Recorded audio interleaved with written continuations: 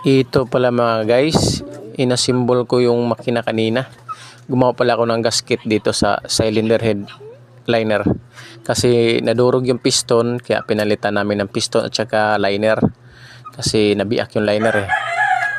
Kaya linis-linis muna ako konti, tapos ilalagay ko yung liner. At saka hindi ko na ipapakita mga guys yung laman loob nito mga guys. Kasi marami naman nakakaalam nito kung paano to gawin. Pero para kasi tayong makinilya nito mga guys, isang oras ko lang pala to ginagawa mga guys, or mandalawa ganun. Pero may minsan din kalahating oras din natatapos ko agad to. Yan, nilagay ko na yung cylinder head mga guys. Binilisan na namin to kasi uwi pa ng bukid yung may-ari nito.